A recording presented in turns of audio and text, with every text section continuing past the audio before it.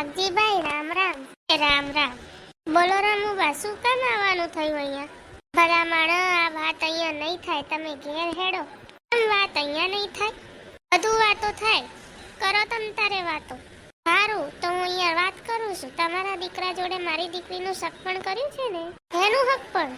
આપણા દીકરી દીકરાના ગોળ ધાણા ખવાઈ ગયા એ તમે ભૂલી ગયા? હું કઈ ભૂલી નથી ગયો રામુબા, ભૂલી તો તમે ગયા છો.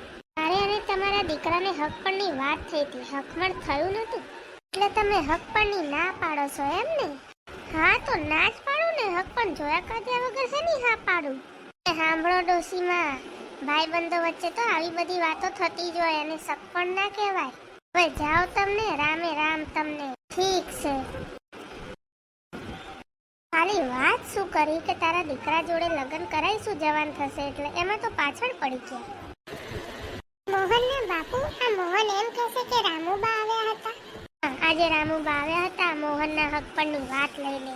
તો તમે પછી હું ના પાડી દીધી? હા તો હકપણની ના જ પાડવી પડે ને, એ ખોડું કઈ થોડી આપણી બરાબરીનું છે. તમે કહેવા શું માંગો છો? જ્યાં સુધી એમના જીવાભાઈ અને એમના ભાઈ જીવતા હતા ને ત્યારનું હું ખોડું સારું હતું. જ્યારે અત્યારે તો તું જોવું તો ઘરમાં કોઈ પૂછતું નહીં. બે ભાઈઓ મરી ગયા પછી ઘરમાં ક્યાંય ન હોય નહીં. બાકી હતું તો કુટુંબજનોએ ભેગા થઈને એની જમીને પડાવી લીધી. ખાવાના ફાફા પડી ગયા છે. મેં તો એ સાંભળ્યું છે કે રામુબા અને એની દીકરી બે જણા મંદિરોમાં જઈને રોટલા માંગીને ખાય છે. હે ભગવાન, બિચારાની આવી હાલત થઈ ગઈ. તું જ કે આવા ઘરની છોકરી આપણા ઘરમાં લવાય? અરે ફજે તો થાય ભાઈ, ફજે તો થાય. આ ગામના લોકો હસે આપણી ઉપર, ને આખા ગામના ભેગા થઈને વાતો કરે જુદી. મોહનના બાપુ, આમ કરેલા હક પણ આવી રીતે ફોક થોડી કરાય? કેમ હક પણ ફોક ના કરાય? હક પણ ફોક કરાય જ ને. હજુ તો ખાલી હક પણ કર્યું છે. આપણે કઈ એના લગ્ન કરી નથી નાખ્યા, અને આવા કાચા તાતડા તો તૂટે જ કરે. એટલે તમે કરવા શું માંગો છો? કરવાનું તો બસ ખાલી એટલું જ છે. મારે હક પણ ફોક કરી નાખું છે, અને મારા દીકરા મોહનનું હક પણ બીજે કરી નાખું છે. એટલે તો મારી બરાબરીનો હગો જોઈએ. બેટા કેસર, ઓ કેસર આવી બા. તમે તો રોકાવાના હતા ને, પાછા કેમ આવતા રહ્યા? પોતાના હોય ત્યાં રોકાવાય, પાર્કે ને ત્યાં થોડી રોકાવાય. બા કેમ આવું આખું બોલો છો? મારા સસરાનું ઘર છે ને, આપણું જ ઘર કહેવાય. બેટા એ આપણે ઘર નથી હવે, અને આપણા હગાઈ નથી હવે. આ શું થયું છે? કેમ આવું બોલો છો તમે? તારા સસરા ફરી ગયા. એ હવે એવું કહે છે કે તારું અને મોહનનું સગપણ થયું જ નહીં. બા તમે આ શું કહો છો? મારા સસરાએ સગપણની ના પાડી દીધી? હા, તારા સસરા ફરી ગયા, સગપણની ચોખ્ખી ના પાડી દીધી. આપણે નાના માણસ હોય, અને તારા સસરાને આપણી જોડે સંબંધ કરવાની શરમ આવે છે. બા આ માણસાઈ થોડી કહેવાય. આ લોકોએ તો માણસાઈને માથે મૂકી દીધી. તારા સસરા તો મોટા માણસ કહેવાય બેટા, એમાં આપણે શું કરી શકવાના હતા? એવું ના કહેશો કે આપણાથી કશું ના થાય. આપણાથી બધું જ થાય. હું ગામના મુખી પાસે જઈશ અને મારા જોડે જે અન્યાય થયો છે ને એનો જવાબ હું માંગીશ. ફરિયાદ કરીશ મુખીને. જવા દે ને બેટા, એવું આપણે કંઈ નથી કરવું. તારા સસરા મોટા માણસ, એમની સામે આપણે કેવી રીતે વાત મૂકીએ? હા, વાત ખાલી સગપણને તોડવાની નથી, પણ મારી ઇજ્જત આબરૂની પણ છે. જો એકવાર આવું થઈ જશે ને તો વર્ષો સુધી કોઈ મારો હાથ નહીં પકડે. એટલે મારે આની સામે અવાજ ઉઠાવવો પડે એમ જ છે બા. અરે તું તો જીવાની છોડી છું ને? હા મુખી બાપા, હું જીવાભાઈની જ છોડી છું. તો હા બેટા, કેમ આવવાનું થયું? કઈ કામ છે તારે બેટા? મુખી બાપા, આ ગામનો કોઈ માણસ દુખી હોય અને તકલીફમાં હોય તો તમે શું કરો? અરે બેટા, ગામનું કોઈ માણસ દુખી હોય, તકલીફમાં હોય તો એના પડખે ઊભો રહીને હું એનું દુઃખ ભાંગું. તો મુખી બાપા, મારે તમારા મદદની જરૂર છે. હું તમારી દીકરી છું અને હું બહુ જ દુઃખી છું. કે બેટા, તારે શું દુઃખ છે? જે દુઃખ હોય તેની મને વાત કર, હું તારી મદદ કરીશ. મુખી બાપા, મારા સગપણ હું નાની હતી ત્યારે બાજુના ગામના છોકરા સાથે નક્કી કરેલા, અને હવે શું કામ, પણ એ લોકો લગન સગાઈ તોડવાની વાત કરે છે. કેમ સગપણ તોડી નાખવાની વાત કરે છે? વાંધો શું છે? મુખી બાપા, મારા પપ્પા મરી ગયા, એ ભગવાનના ઘેર જતા રહ્યા, અને હવે અમારું ઘર હતું નતું થઈ ગયું, એટલે હવે એ લોકો ના પાડે છે. એટલે હવે મારા સસરાને અમે ગરીબ થઈ ગયા એ નથી ગમતું, અને એ સગાઈ તોડવા માંગે છે. પપ્પા, આ તો હળહળતું ખોટું કહેવાય. આવી રીતે નાનપણમાં કરેલી સગાઈને આ રીતે તોડાય, સંબંધોને આ રીતે તોડી નખાતા હશે. સાચી વાત છે બેટા તારી. આ તો હાવ તો છોડાઈ રીતે વાત કરી આ લોકોએ તો. વરસાદ જેવું તો કઈ રહ્યું નથી. આપેલું વચન તો પાડતા નથી. મુખી બાપા, જો મારી આ સગાઈ તૂટી જશે ને તો મારે તો જીવવા જેવું નહીં રહે. મારે કૂવો ગુજારો કરવો પડશે. ના બેન ના, હું તને કૂવો નહીં પૂરવા દઉં.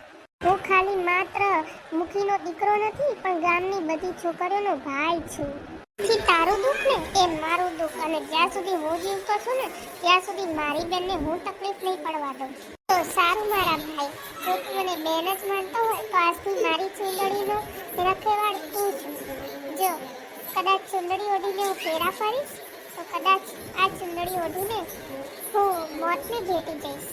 એ મોહનની માં પેલા નવા ગામવાળા ભાઈની વાત આવે ને એટલા મોહનનું જોવા જવાનું છે આપણે. હો એ હા, વાત કરે એટલે કહેજો, આપણે જોઈ આવીશું. રામ રામ વાઘજીભાઈ. રામ રામ ભાઈ, આવો. ભાઈ કઈ ઓળખાણ ના પડી તમારી. હું બાજુના ગામના કાળુમુખીનો દીકરો છું. કાળુમુખીના દીકરા તમે? તમારું નામ તો મેં બહુ સાંભળ્યું છે. જુઓ ભાઈ, તમે જીવાની સોડી કેસરનું ફળ આ તમારા દીકરા સાથે તોડી નાખ્યું ને એ બહુ સારું નથી કર્યું. જુઓ ભાઈ, એ ઘર હવે અમારી બરાબરીનું નથી એટલે અમે આ સફળ તોડી નાખ્યું.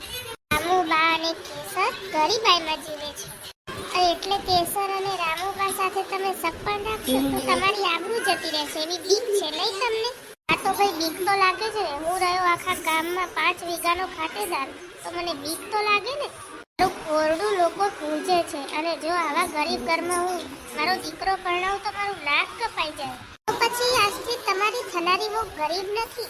એ હવે કાળુમુખીના દીકરાની બેન છે આજથી. હવે એ પણ સાંભળી લો કે હવે હું મારા ગામની 200 વીઘા જમીન મારી બેનને આપું છું.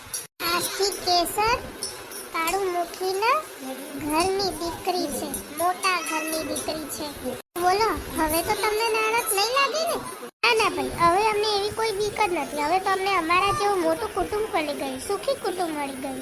તો પછી કરો લગ્નની તૈયારી ને વગાડો ઢોલ નગારા ને શરણાઈ તમ તમારે.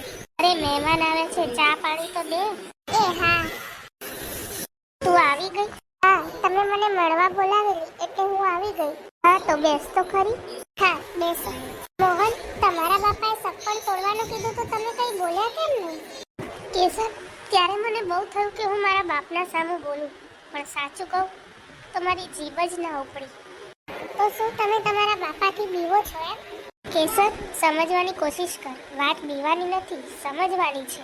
મને એમ થયું કે આ વડીલો સામે શું બોલવું. મોહન, ઘરના ખોટા હોય ને તો સામે બોલવું પડે, પછી ભલે એ મા બાપ હોય કે પછી બીજું કોઈ હોય. તો સારું થયું કે મુખીનો દીકરો મારો ભાઈ બન્યો અને 200 વીઘા જમીન મને આપી. નહીં તો મારે કૂવો ગુજારો કરવો પડે અને મારો જીવ દઈ દેવો પડે.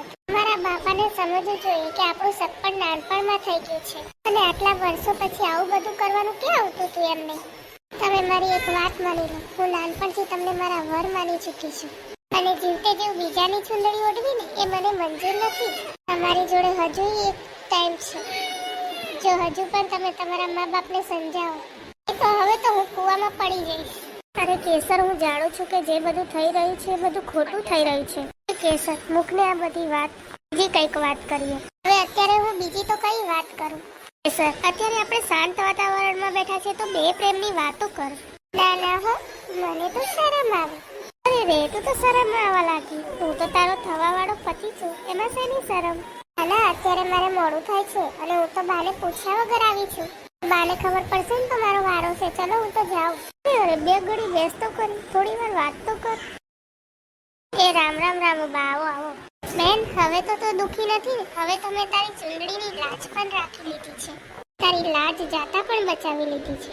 આઈ, જે તે મારા માટે કર્યું છે ને એ હું સાથે ભાવ નહીં ભૂલી શકું. આ ઠેકાણે જો કદાચ મારો સગો ભાઈ હોત ને તો પણ એ પણ મારા માટે આટલું ના કરત. તારી બેન, મારા ભાઈ આ પંથકના મુખી છે અને ગામના આજુબાજુના ગામમાં પણ એમનું બહુ નામ છે. અને જો અમારા જ ગામની બેન દીકરીઓ દુખી હોય તો અમારીથી કેમ નહીં જોવાય? બેન, આજથી તારી જિંદગીમાં તને કોઈ દુઃખ નહીં રહે. તારા જીવા ભાઈએ તારું હંધુય દુઃખ ભાંગી નાખ્યું છે. તમે અને તમારા દીકરો તો ભગવાન જેવા નીકળે. મારી દીકરીનો જીવ બચાવી લીધો. એની એની લાજ બચાવી લીધી તમે. એ બા, એ તો અમારો ધર્મ છે. હજુ તો મેં ખાલી કેસરનું દુઃખ માંગવા 200 વીઘા જમીન આપી છે. જરૂર પડશે તો મારી 5 વીઘા જમીન બીજીએ આપી દઈશ. મારા વિરાતે તો મારા ભવના મેળા ભાંગી નાખ્યા. બસ હવે એક આશા છે, જો એ તું પૂરી કરે તો મારો ભવ સુધરી જાય. શું આશા છે બેન, બોલ?